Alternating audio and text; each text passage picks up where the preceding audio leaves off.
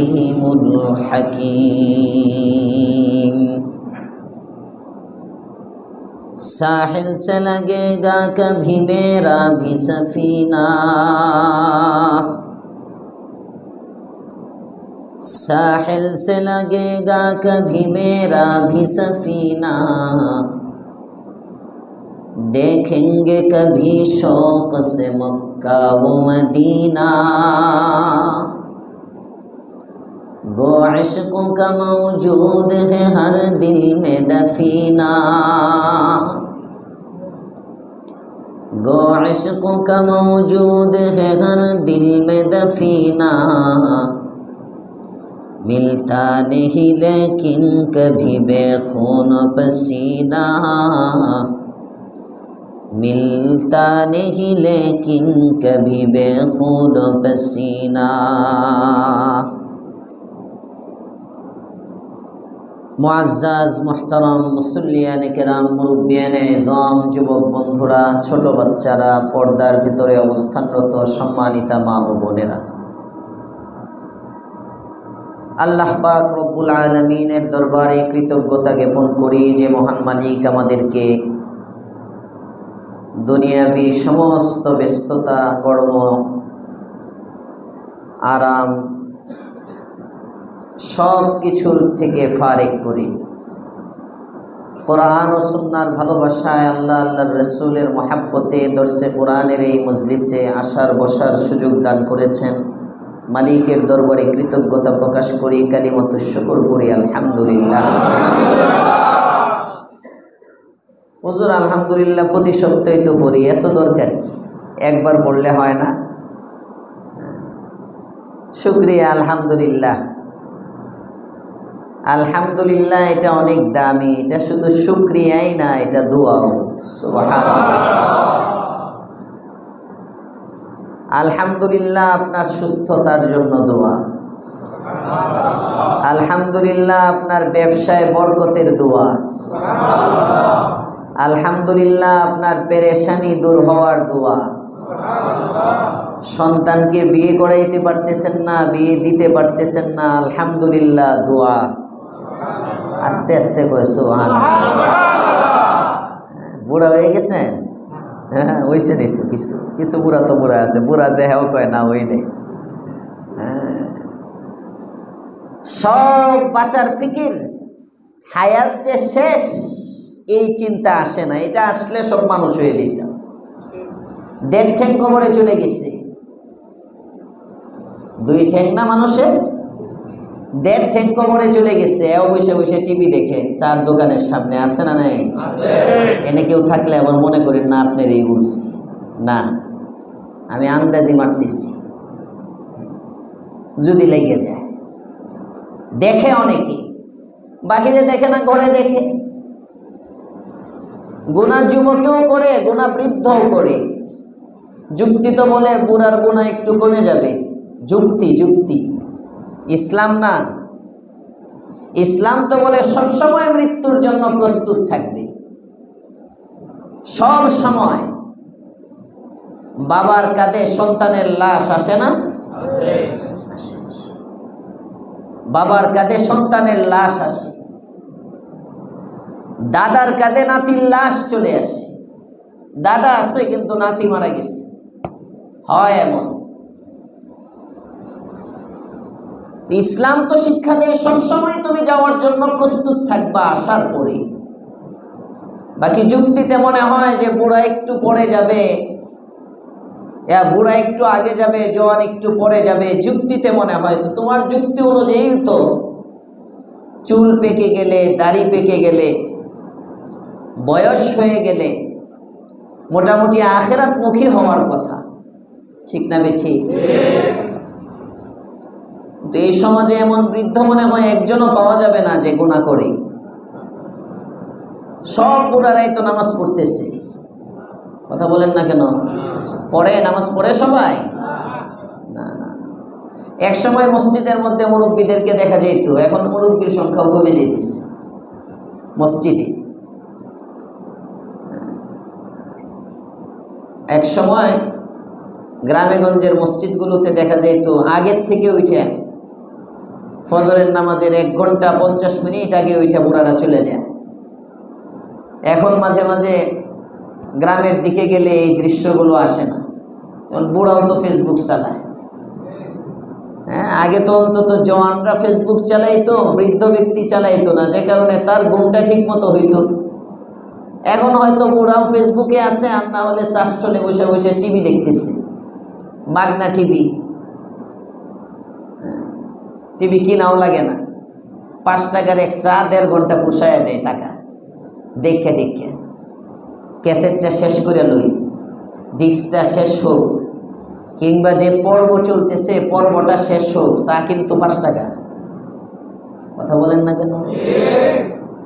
এই যে অধঃপতন, এর মূলে যে কি আল্লাহ তাআলার ভয় নাই, আল্লাহর ভয় নাই। আমরা কেমন যেন, আমরা মুখে বলি না, কিন্তু আমাদের কাজে কর্মে বলে আমরা মরণ মানি না। আমরা মুখে বলতে পারি না, মানুষ আমাদেরকে কাফের বলে দিবে, ইসলাম থেকে আমাদেরকে খারেজ করে দিবে, কিন্তু আমাদের কাজে কর্মে বোঝা যায় আমরা হাসর মানি না। আমাদের চলাফেরা দেখলে বোঝা যায় আমরা আল্লাহর কাছে যে দাঁড়াইতে হবে এটা মানি না। আর মুসলমানের, এখন অনেক মুসলমানের চলাফেরা দেখলে বোঝা যায় আল্লাহই মানে না। একটা নাস্তিকের চলাফেরা আর মুসলমানের চলাফেরার মধ্যে পার্থক্য নেই। যে বলে আল্লাহ নাই, সে যেমনি চলে, আমি বলতেছি আল্লাহ আছেন। লা ইলাহা ইল্লাল্লাহ, অর্থ কি? আল্লাহ নাই না আল্লাহ আছেন? একমাত্র একজন ইলাহ, ইবাদতের উপযুক্ত এক সত্তাই, তিনি কে? আল্লাহ। যে শব্দের দ্বারা আমি মুসলমান, আজানের মধ্যে আল্লাহর সাক্ষ্য দেয়, ইকামতের মধ্যে আল্লাহর সাক্ষ্য দেয়, তাশাহুদের মধ্যে আল্লাহর সাক্ষ্য দিচ্ছি আল্লাহ আছেন। 17 রাকাত নামাজের মধ্যে 17 রাকাত নামাজ ফরজ, দৈনিক 5 বার, 5 ওয়াক্ত ফরজ। 4 রাকাত বিশিষ্ট ফরজের মধ্যে তো 2 বার, 2 রাকাত বিশিষ্ট নামাজগুলোর মধ্যে 1 বার, এরপরে সুন্নতের মধ্যে এই যে এতগুলো বৈঠক, সব বৈঠকের মধ্যে তাশাহুদ আছে না নাই? আর তাহিয়াতু যেটাকে আমরা বলি, সাক্ষ্য দিতেছি আল্লাহ আছেন। এত সাক্ষ্যগুলো কেন? এই যে রাত এক নিজামে চলে, দিন এক নিজামে চলে, রাত দিন একই সময় সূর্য উদিত হচ্ছে। আচ্ছা বলেন তো, আপনাদের এখানে কেউ দেখছেন এই পর্যন্ত 10টার পরে সূর্য উদয় হইতে? কোন মুরব্বী দেখছেন? আমি তো বোঝার পর থেকে দেখি নাই। আছেন কেউ? এক টাইম ফজরের নামাজের কিছুক্ষণ পরে সূর্য উঠে যায়। দক্ষিণ দিকে সূর্য উঠছিল না 1900 কত সালে একবার? দুইজনে মাথা নাড়া দিচ্ছে।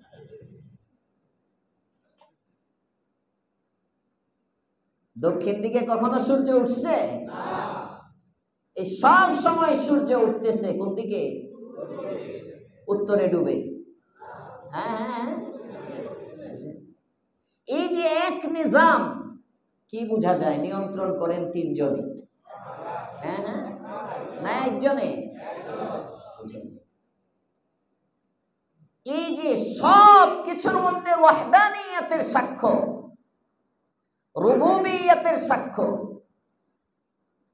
রব আছেন এবং একজন, এক সত্তা। তো মুসলমান স্বীকার করার পরেও আমাদের চলাফেরায় বোঝা যায় আমরা মানি না। মুসলমানের বাচ্চা যদি আল্লাহ মানে, তাহলে নামাজ কাজা করে কিভাবে? নিজেকে প্রশ্ন করেন, আপনি না আল্লাহ মানেন? যে ব্যক্তি তার বসকে মানে, বসের নাফরমানি করতে পারে না, সাময়িক 10,000 টাকা বেতন দেয়, 15,000 টাকা বেতন দেয়, ভয় একটা কি? চাকরি চলে যাবে। এই চাকরি চলে যাওয়ার ভয়ে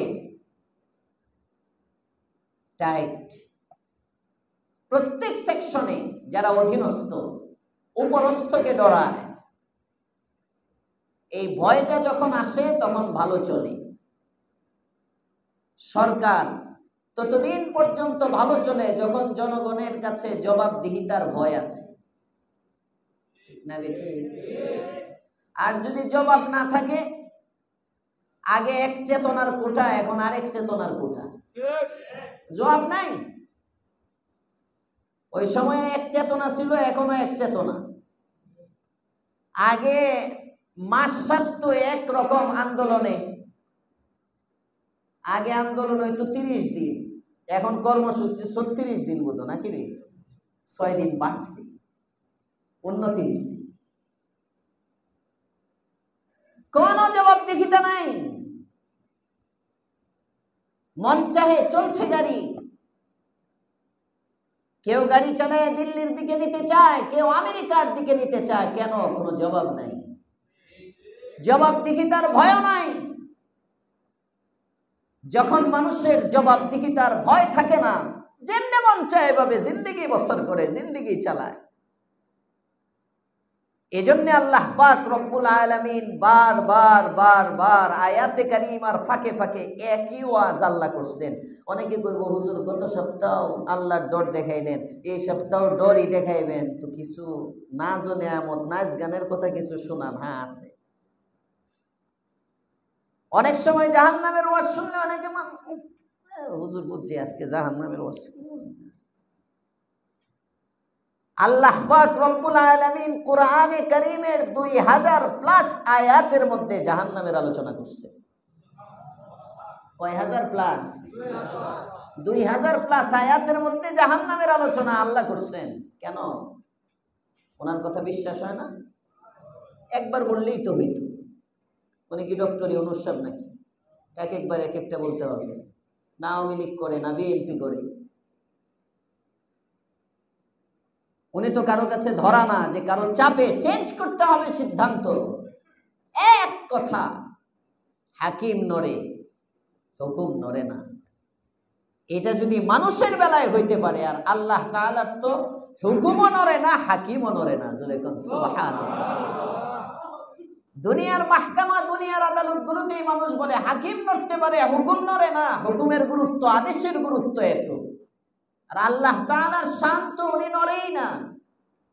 আল্লাহু লা ইলাহা ইল্লা হুয়াল হাইয়ুল কাইয়্যুম। আল কাইয়্যুম মানে কি? কায়িমুন বিজাতিহি ওয়া সিফাতিহি। সর্বদা আপন অবস্থায় তিনি আছেন, একটু পরিবর্তন নাই, কোনো ক্লান্তি নাই, কোনো ঝিমানি নাই, তন্দ্রা নাই, কিচ্ছু নাই। আমরা অনেক সময় কাজ করলে ক্লান্ত হয়ে যাই,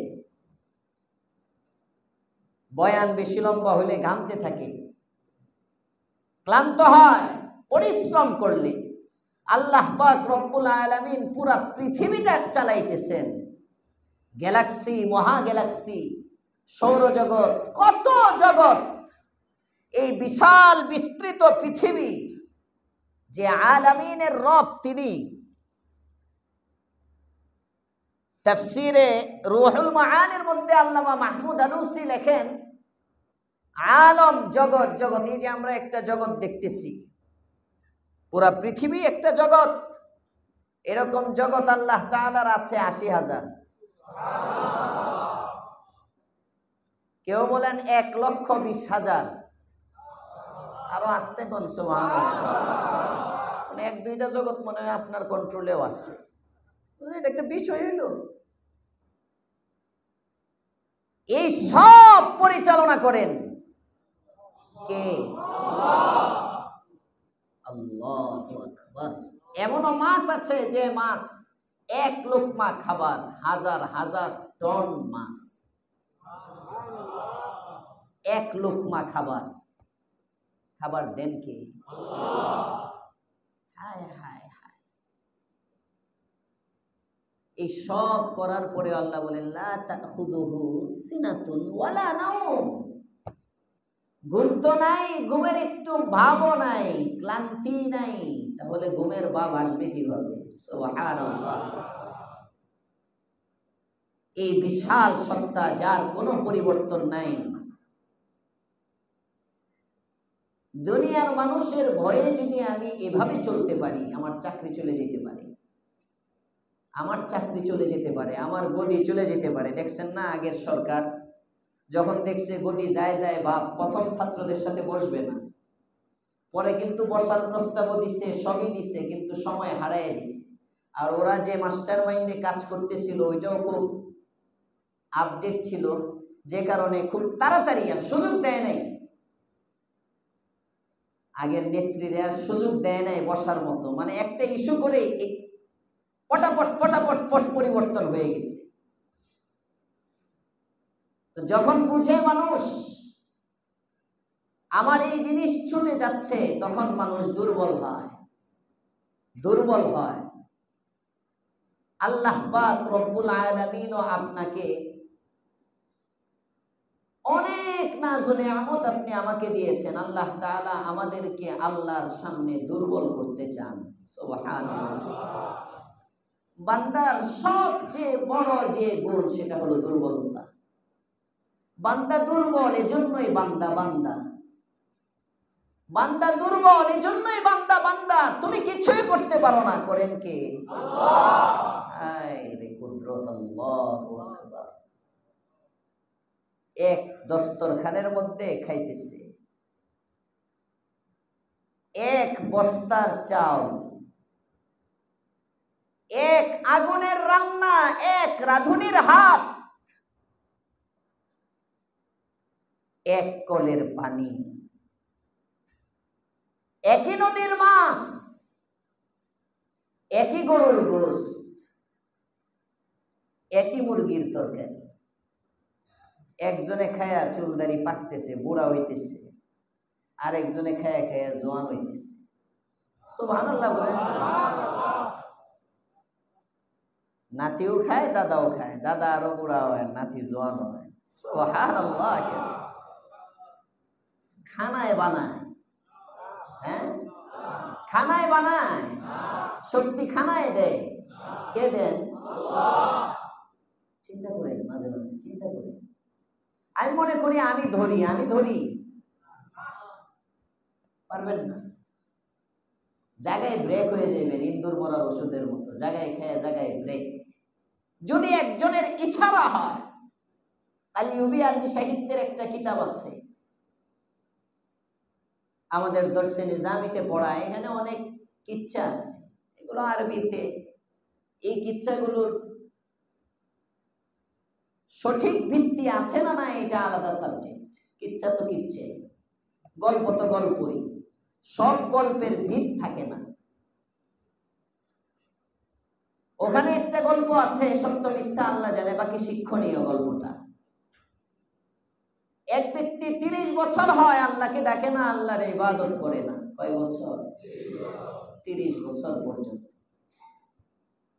কিন্তু আল্লাহ পাক রব্বুল আলামিন তাকেও নাজুল নিয়ামত দিচ্ছেন। সুবহানাল্লাহ। আমাদের মতো আমরা নাফরমানি করি, তারপরে আল্লাহ নিয়ামত দেন না? তো হুজুর কই দেন না তো, ট্রাম্প রে দেয়, ট্রাম্প। কাফেরদেরকে এত দেয়। আমার অনেক মুসলমানের বাচ্চা মাঝে মাঝে প্রশ্ন করে যে আল্লাহর গোলামি করি, আল্লাহ আমাদেরকে দেয় না, মুসলমান অশান্তিতে, ওরা শান্তিতে। না, ভুল প্রশ্ন এগুলো, ভুল প্রশ্ন।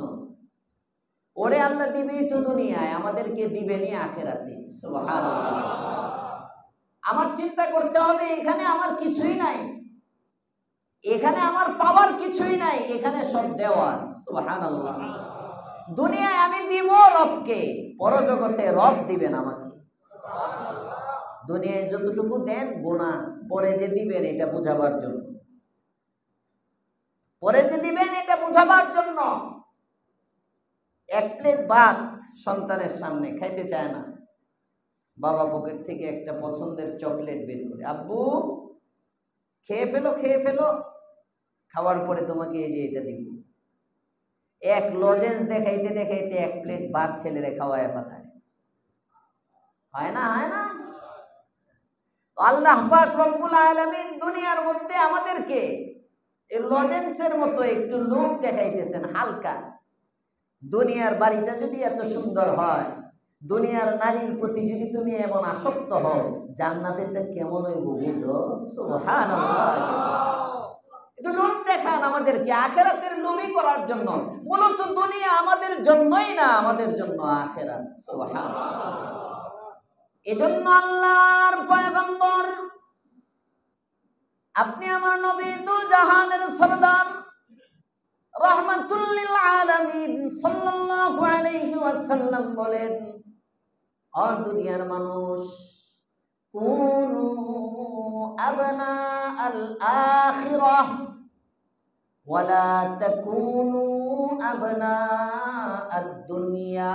বুখারীতে আসছে, হযরতে আলীর কওল এটা। হযরতে আলী বলেন, আল্লাহ পাক রব্বুল আলামিন রাসূলের মাধ্যমে আমাদেরকে জানাইছেন, এই তোমরা দুনিয়াদার হয়ো না, তোমরা আখিরাতওয়ালা হও। আখিরাতওয়ালা হও। আর আখিরাতওয়ালা হতে পারে বান্দা সুবহানাল্লাহর তাসবিহ দ্বারা, আলহামদুলিল্লাহর দ্বারা। আলহামদুলিল্লাহ সমস্ত সমস্যার সমাধান। এটা দোয়া, এটা দোয়া, এটা সবচেয়ে বড় দোয়া। রাসূল বলেন, আমরা তো মনে করি হাত উঠে দোয়া করলেই দোয়া, না, আলহামদুলিল্লাহ এটাও দোয়া।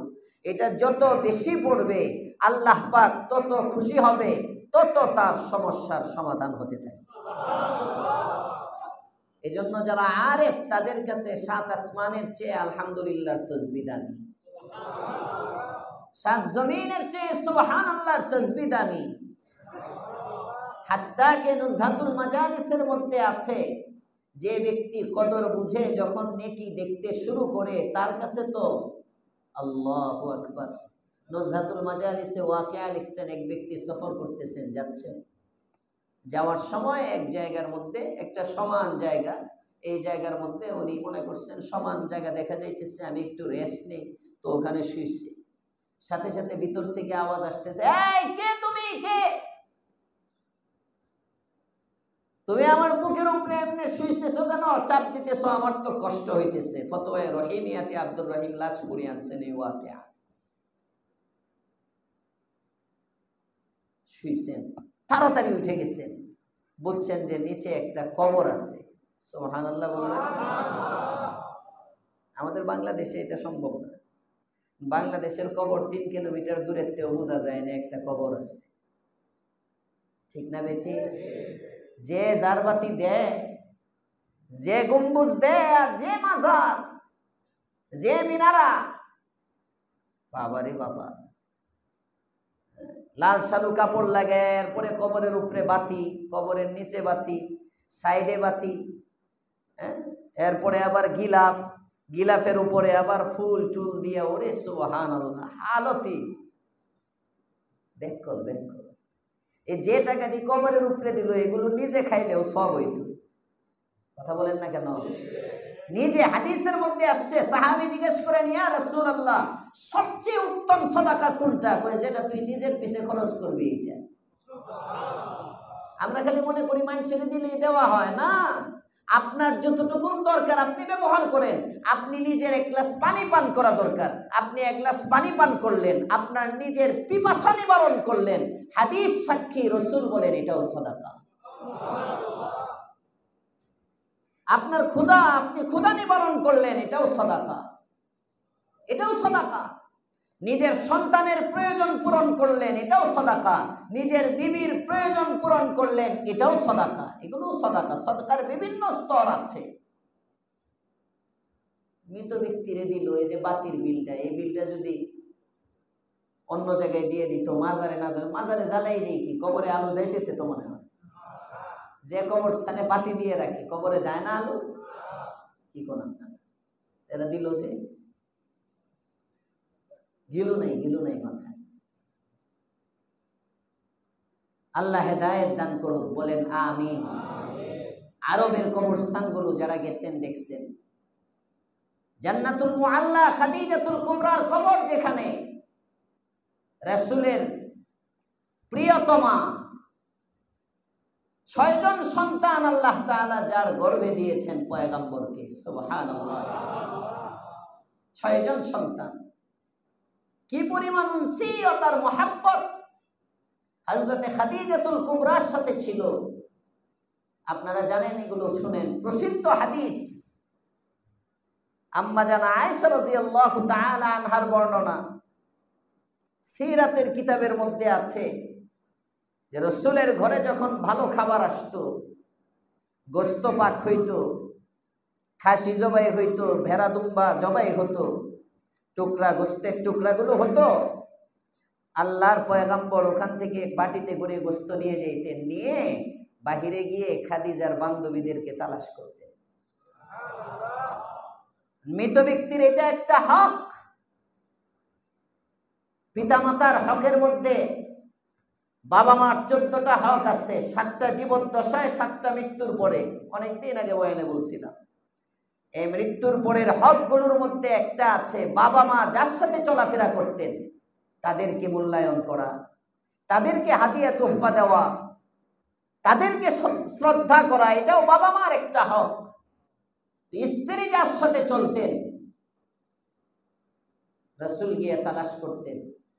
আম্মা জান আয়েশা রাদিয়াল্লাহু তাআলা আনহা দেখে ঈর্ষা হইত। নবীর স্ত্রী সাহাবিয়া, হিংসা বলা যায় না, ঈর্ষা। বৃদ্ধা একটা মহিলা, তার জন্য এখনো এত পাগল। হযরতে আম্মা জান আয়েশা বলেন, একদিন আমি রাতের আঁধারে পয়গম্বর আমার হুজরার মধ্যে থাকেন, তাহাজ্জুদের সময় পয়গম্বর উঠে গেছেন। হঠাৎ করে রিয়াজুল জান্নাহ থেকে পয়গম্বরের চোখের পানি এবং ক্রন্দনের আওয়াজ আসে। হুজরা মুবারকের কাছে রিয়াজুল জান্নাহ। আম্মা জান আয়েশা বলেন, নবী এত কাঁদেন কেন?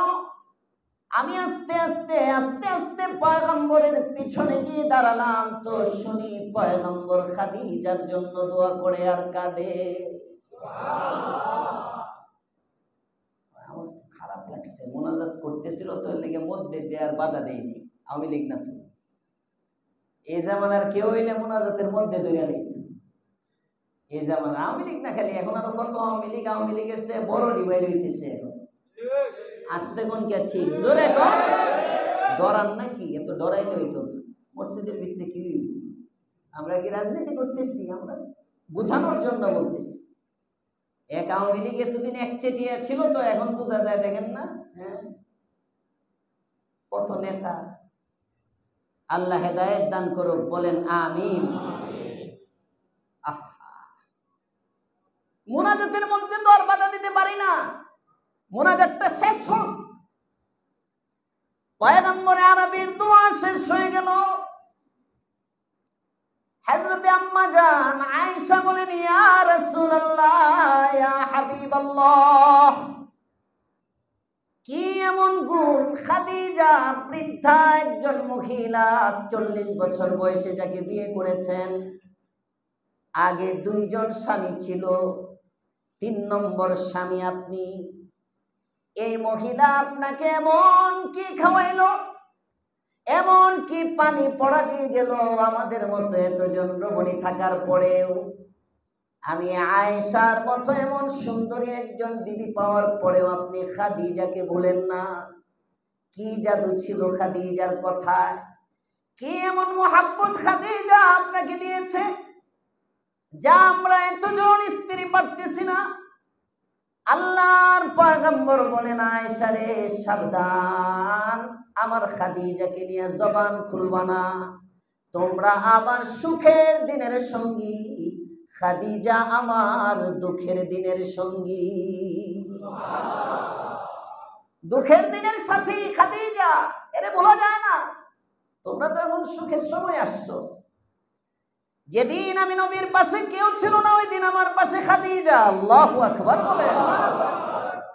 কেউ নাই, কেউ নাই আমার পাশে, কেউ নাই। গারে হেরা থেকে পয়গম্বর চলে আসলেন। খাদিজাতুল কুবরা বলেন, কি হয়েছে, ভয় পান কেন? লম্বা ওয়াকিয়া সব কিছু শোনার পরে খাদিজা বলেন, বুঝলাম আপনি নবী হইছেন না, আমি আপনার প্রথম সাহাবী হয়ে গেলাম। কোন দলিল চায় নাই, হাত্তা কি সিদ্দিক একবারও দলিল চাইছেন। আবু বকর সিদ্দিকও দলিল চাইছেন, একমাত্র দলিল চাওয়া ছাড়া কালিমা পড়ে মুসলমান হইছেন খাদিজাতুল কুবরা। কোন দলিল নাই, আপনি যে নবী তার দলিল কি? কোন দলিল নাই। শুনছেন আর কয় আমি আপনার সাথে আছি, কেউ না থাকলেও স্বামী আমি আপনার পাশে। আবু বকরও দলিল চাইছেন, বন্ধু, রাসূলের সবচেয়ে কাছের সঙ্গী বন্ধু আবু বকর সিদ্দিক, ইসলামের আগেই বন্ধু। হঠাৎ করে একদিন দেখা আবু বকর সিদ্দিকের সাথে,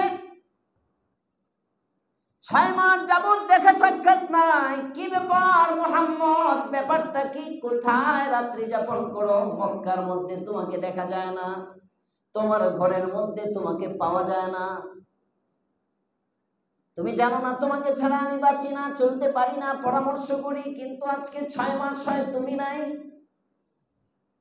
আল্লাহর পয়গম্বর বলেন, আবু বকর দোস্ত আমার, আজকে 6টা মাস হয়ে যায়। হুব্বিবা ইলাইহিল খলা, আমি 6 মাস আগে আমার হালতটা এমন, বেগম আমার ভালো লাগে না, দুনিয়া আমার ভালো লাগে না।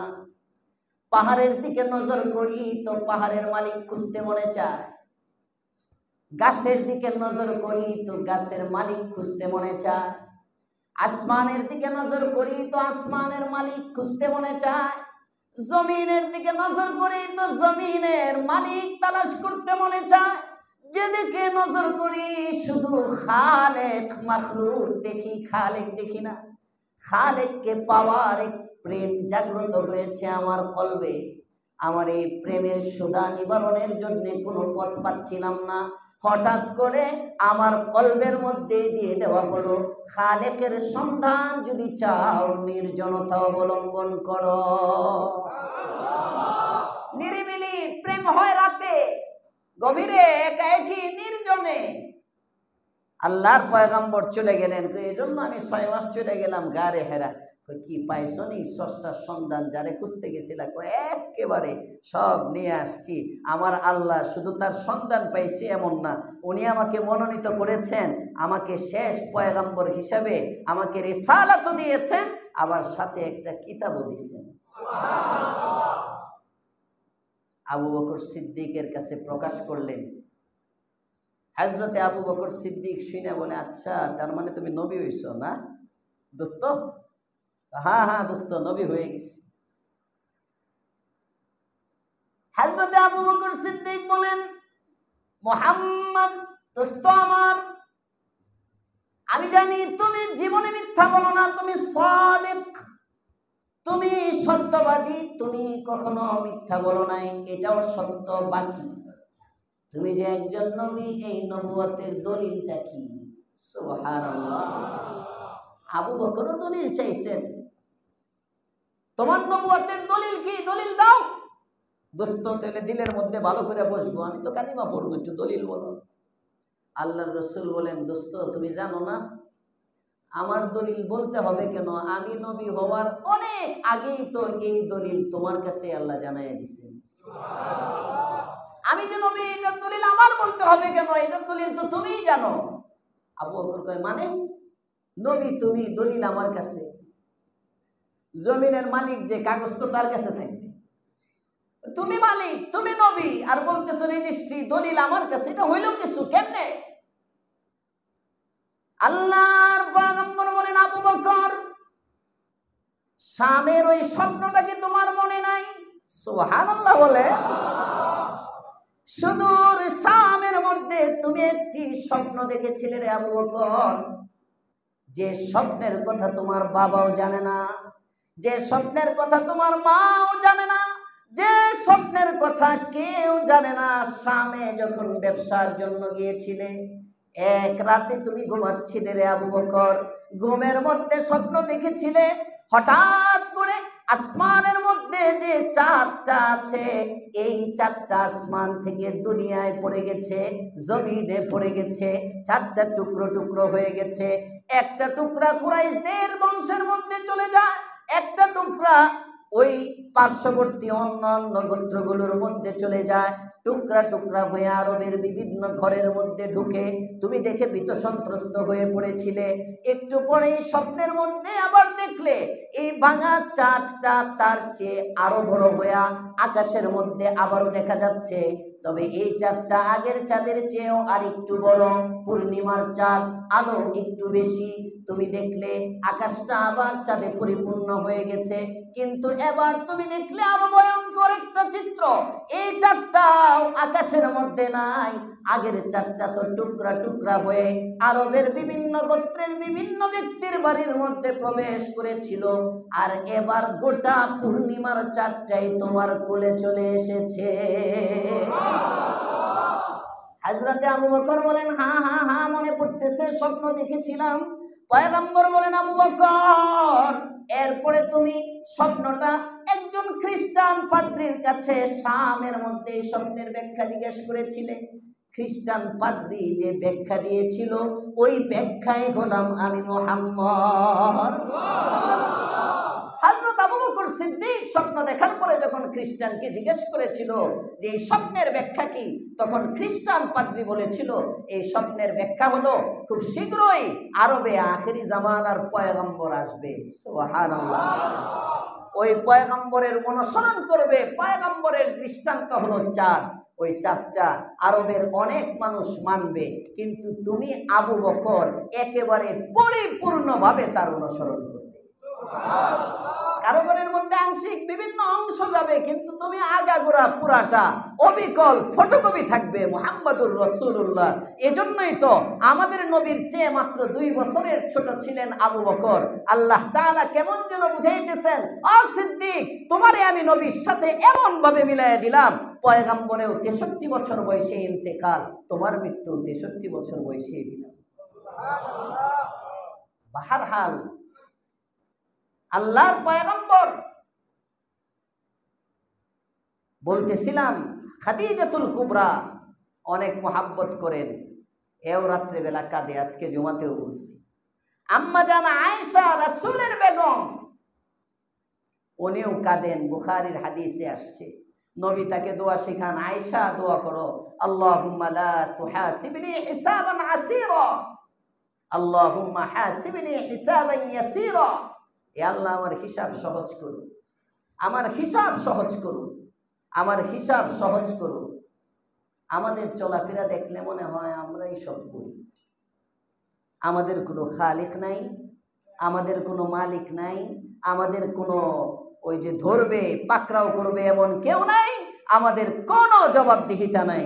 যেমনি ভাবে সরকারের কোনো জবাবদিহিতা না থাকলে সরকার যেভাবে মন চায় এভাবে দেশ চালায়, ঠিক আমরা মনে করি আমাদের কোনো জবাবদিহিতা নাই, যে কারণে আমরা যেভাবে মন চাই এইভাবে জীবন চালাই। মুসলমান মন চাহি জিন্দেগি চালাবে না রব চাহি? এই রব চাহি জিন্দেগির জন্য দরকার হলো জাহান্নামের ভয়, জবাবদিহিতার ভয়। দেখেন না, বারবার বলতেছে এমন একটা আইন করতে হবে, এমন কিছু সংস্কার করতে হবে যাতে স্বৈরাচার আর জন্ম না নেয়। বুঝেন নাই? বুঝেন নাই? বলতেছে না, শুনতেছেন না, পত্র পত্রিকায় আসতেছে। আল্লাহ তাআলা কেমন যেন বলতেছেন এমন ভয় আল্লাহকে করতে হবে যাতে গুনার চাহিদায় মিটে যায়, গুনার চাহিদাই না থাকে। এই জন্য 2টা কাজ করবা। 1 নম্বর হলো আমার দেওয়া নেয়ামতগুলো স্মরণ করবা। আমার দেওয়া নেয়ামতগুলো স্মরণ করলে তুমি দুর্বল হইবা। সুবহানাল্লাহ।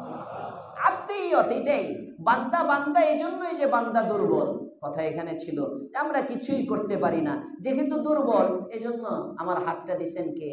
আল্লাহ। পা দিছেন কে? আল্লাহ। এই যে আমি আল্লাহ নামটা ডাকতেছি এইটা বলাইতেছেন কে? আল্লাহ। এইভাবে এইভাবে সূক্ষ্ম সূক্ষ্ম বারবার যেখানে আনবেন সব আল্লাহর হুকুমে হয়।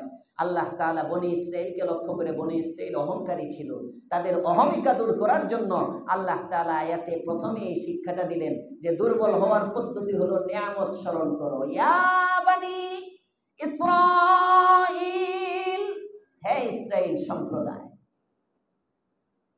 উযকুরু নি'মাতি আল্লাতী আন'আমতু আলাইকুম, তোমাদেরকে আমি রব যে নিয়ামত দিয়েছিলাম ওই নিয়ামতগুলোর মুযাকারা করো, নিয়ামতগুলো স্মরণ করো, নিয়ামতের তাজকিরা করো। উযকুরু নি'মাতিয়াল্লাতী আন'আমতু আলাইকুম, নিয়ামত স্মরণ করো। নিয়ামত স্মরণ করলে নিয়ামত দাতার প্রতি দুর্বলতা আসবে। আল ইনসান আব্দুল ইহসান, একজন যদি আপনার বিপদে আপনার পাশে দাঁড়ায় তাহলে তার প্রতি আপনি দুর্বল হবেন না? আপনি কি মনে করেন এখন যদি উত্তরাতে কেউ মনে করেন ২০-৫০ জনে একেবারে মেন রোডে এখান থেকে আবদুল্লাহপুর থেকে কারো নেতৃত্বে, কথার কথা আবু সাইদের নেতৃত্বে আবদুল্লাহপুর থেকে এয়ারপোর্ট পর্যন্ত যদি কয়েকজন লোক লইয়াও জয় বাংলার স্লোগান দিয়ে একটা মিছিল করতে পারে, এমপি না মন্ত্রী সামনে কখনো যদি আসে ১০০ বছর পরে হইল, কথা কন না কেন? একদম আবু সাইদের মন্ত্রিত্ব বললাই গা, দুর্বল দুর্বল। আল ইনসান আব্দুল ইহসান, যেখানে জয় বাংলার নামই নিতে পারে না কেউ, এই নেবেটা একদম রাজপথ কাঁপাইয়া দিছে এয়ারপোর্ট পর্যন্ত, উত্তরার মতো মেইন জায়গা একদম ভাইরাল হয়ে যাবো না? আল ইনসান আব্দুল ইহসান, মানুষ মানুষের উপকার করলে তার প্রতি দুর্বল হয়, তার প্রতি দুর্বল হয়। মানুষ যদি মানুষের দ্বারা উপকার পায় তো আল্লাহ বলেন ইয়া বানি ইসরাঈল উযকুরু নি'মাতিয়াল্লাতী আন'আমতু আলাইকুম, আমি তোমাদেরকে যে নিয়ামত দিয়েছি এই নিয়ামতগুলো স্মরণ করো। নিয়ামতগুলো স্মরণ করলে কি হবে? এই গাড়তেরামি ভাব দূর হবে। বনে ইসরাঈল তো গাড়তেরা ছিল, অহংকারী ছিল, অহমিকা ছিল, হঠকারিতা ছিল। আল্লাহ বলেন এটা দূর করার ১ নম্বর হলো তোর কিছুই ছিল না, তোর কিছুই ছিল না, আমি আল্লাহ করছি সব। আন্নী ফাযযালতুকুম আলাল আলামিন, কয় আমার দেওয়া নিয়ামতগুলোর মধ্যে সবচেয়ে বড় নিয়ামত হলো জগৎবাসীর উপর শ্রেষ্ঠত্ব তোমাদেরকে আমি আল্লাহ দিয়েছি। সুবহানাল্লাহ। তোমরা গর্ব করো। বনি ইসরাঈল খুব গর্ব করত যে ইয়াকুব আলাইহিস সালাম থেকে শুরু করে ঈসা আলাইহিস সালাম পর্যন্ত এর মাঝে যত পয়গম্বর আসছেন সমস্ত পয়গম্বর বনি ইসরাঈল থেকে। প্রায় ১,২৪,০০০ নবী রাসূলের মধ্যে ৭০,০০০ এর বেশি পয়গম্বর বনি ইসরাঈল থেকে। গাড়ির রোগ মোটা হইব না? অহংকারী তো ৭০,০০০ এর বেশি পয়গম্বর এক বংশের।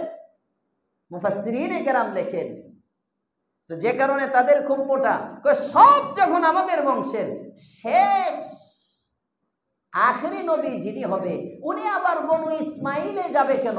উনিও তো এদিকেই থাকবে, এটা তারা মানতেই পারে না। যে কারণে বনি ইসরাঈল আমাদের নবীকে মানে না, ইহুদিরা আমাদের নবীকে মানে না। বিরোধ কি? সব যখন আমাদের বংশে, এটাও আমাদের বংশেই আসবে, এটা অন্যদিকে যাবে কেন? এই শ্রেষ্ঠত্ব আমরা নিব। আল্লাহ তাআলা বলেন শ্রেষ্ঠত্ব নেওয়ার জিনিস, শ্রেষ্ঠত্ব এটা আল্লাহ যাকে দেয় সেই পায়, এটা জোর করে নিতে পারে না। সুবহানাল্লাহ। কারাকারি করলে হয় না, ক্ষমতার মসনদ নিয়ে কারাকারি করো না, আল্লাহ যাকে দেয় সেই পাবে। কথা বলেন ঠিক না বেঠিক? হর জায়গায় ইয়া বানি ইসরাঈল উযকুরু নি'মাতিয়াল্লাতী আন'আমতু আলাইকুম, নিজেকে ছোট করার জন্য ১ নম্বরে আমার নিয়ামতগুলো স্মরণ করো। আমার নিয়ামতের মধ্যে ১ নম্বর নিয়ামত হলো আন্নী ফাদ্দালতুকুম আলাল আলামিন, আমি তোমাদেরকে জগৎবাসীর উপর শ্রেষ্ঠত্ব দিয়েছি। সুবহানাল্লাহ। যেভাবে আমি তোমাদেরকে এতদিন পর্যন্ত শ্রেষ্ঠত্ব দিলাম, বনু ইসমাইলের কেউ তো আন্দোলনে দাঁড়ায় নাই, সব নবী বনি ইসরাঈলে কেন একজন মাত্র ওখানে যাবে? তোমাদের আপত্তি কেন? আপত্তি করো না, এক কাজ করো, নিজেকে ছোট ভাবো, দুর্বল মনে করো, আর নবীর বিরোধিতা করো না। নবীর বিরোধিতা করলে নবীর ক্ষতি হবে না, ক্ষতি তোমার। উলামায়ে কেরামের বিরোধিতা করলে মৌলবীর কোনো ক্ষতি নাই, ক্ষতি যে বিরোধিতা করবে তার। আলেমের কোনো ক্ষতি নাই। এই ক্ষতি থেকে বাঁচার জন্য আল্লাহ বলেন ২ নম্বর আরেকটা কাজ করবা, ওয়াত্তাকু ইয়াওমান, ওই দিনটাকে ভয় করো। যে কথা বসার পর থেকে বলতেছি, ওয়াত্তাকু ইয়াওমা, নিজের মধ্যে আমল আনার জন্য, রবচাহি জিন্দেগি গড়ার জন্য ১ নম্বর কাজ নিয়ামতের শুকরিয়া, নিয়ামতের স্মরণ।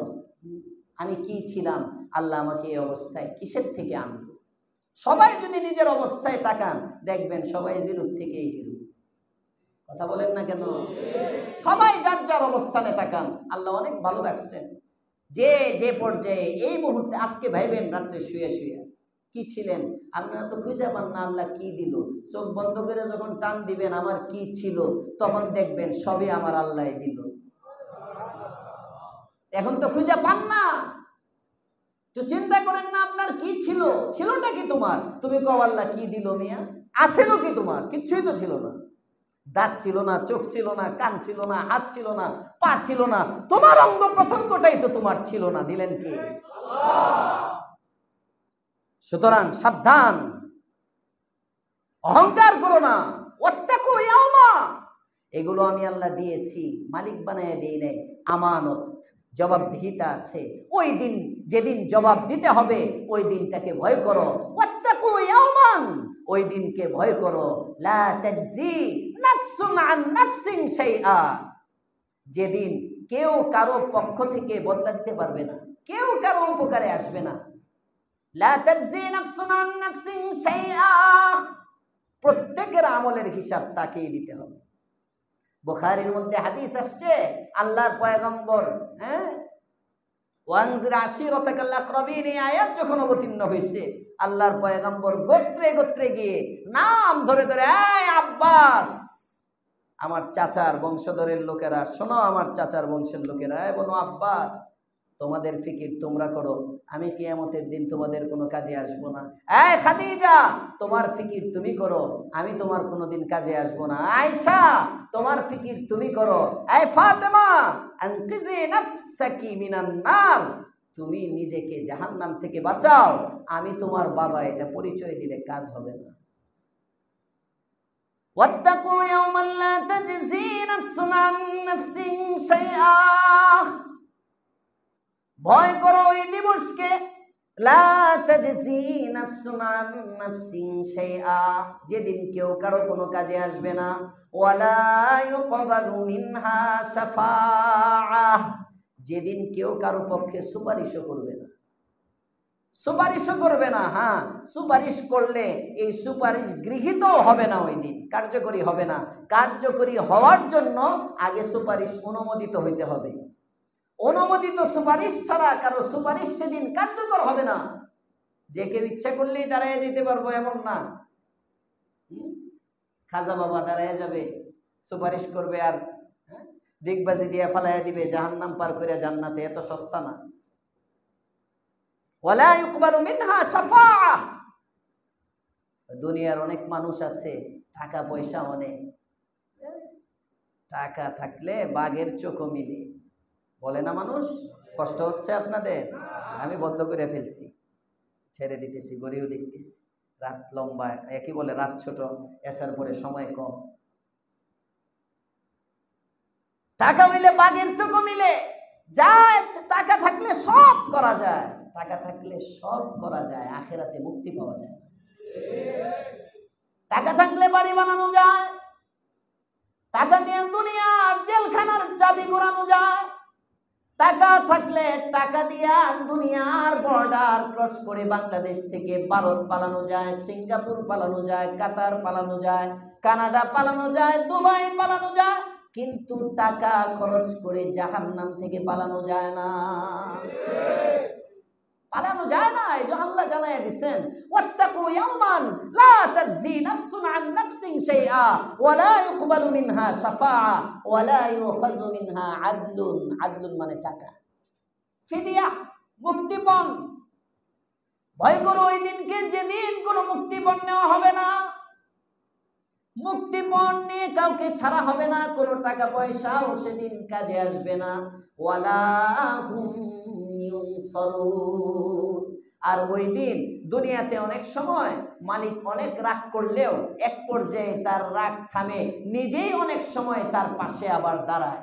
মা সন্তানের প্রতি রাগ করে, সন্তান যখন বেশি কষ্ট করে বেশি কাঁদতে থাকে, মাই আবার সন্তানকে কুলে তুলে নেয়, মাই এসে পাশে দাঁড়ায়। আল্লাহ বলেন কিয়ামতের দিন যতই কাঁদবি, মায়া যা হওয়ার দুনিয়াতে হবে, কিয়ামতের দিন আমি আল্লাহ কোনোদিন তোকে সাহায্য করব না। ওয়ালা হুম ইউনসারুন, কোনোভাবেই সাহায্য করা হবে না। আমরা কি চাই এমন বিপদে পড়তে? তাহলে কি করতে হবে?